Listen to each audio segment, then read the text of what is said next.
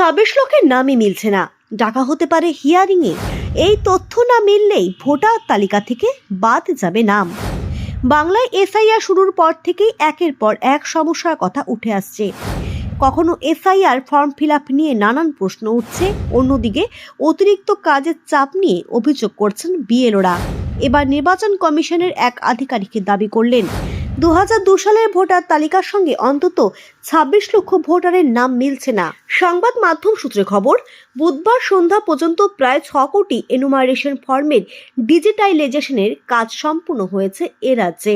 তারপরে শুরু হচ্ছে ম্যাপিং, অর্থাৎ 2002 সালের এসআইআর এর তথ্যের সঙ্গে মেলানো হচ্ছে। সূত্রে খবর, এখনো পর্যন্ত দেখা গিয়েছে প্রায় 26 লক্ষ ভোটারের নাম পূর্ববর্তী এসআইআর এর তথ্যের সঙ্গে মিলছে না।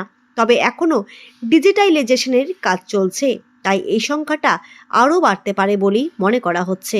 জানিয়ে রাখি, ম্যাপিং হলো 2002 সালের ভোটার তালিকার সঙ্গে বর্তমান তালিকা মিলিয়ে দেখার কাজ। পশ্চিমবঙ্গে শেষবার এসআইআর হয়েছিল 2002 সালে, তাই ওই সালের তালিকা ধরা হয়েছে। দুটি ভোটার তালিকাতেই যদি কারোর নাম থাকে, তাহলে 2026-এর চূড়ান্ত ভোটার তালিকায় এমনিতেই উঠে যাবে নাম। কারোর বাবা মায়ের নাম 2002 সালের তালিকায় থাকলে তাকেও চিহ্নিত করা যাবে, সেক্ষেত্রে তাদের কোনো নথি প্রয়োজন হবে না।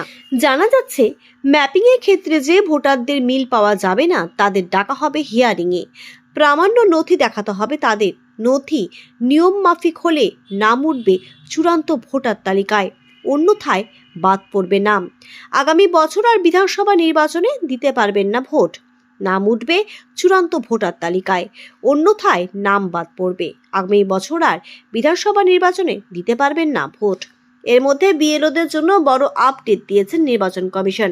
আরও 5 দিন বাড়ানো হয়েছে কমিশনের তরফে। জানা যাচ্ছে, বিএলওদের অ্যাপ থেকে এডিট অপশনটি সরিয়ে দেওয়া হয়েছে। ফলত কোনো ভোটারের তথ্য সংশোধন করতে হয় তা করতে পারছেন না বিএলওরা। তাই সে কথা মাথায় রেখেই 5 দিন সময় অতিরিক্ত দেওয়া হয়েছে বলে খবর।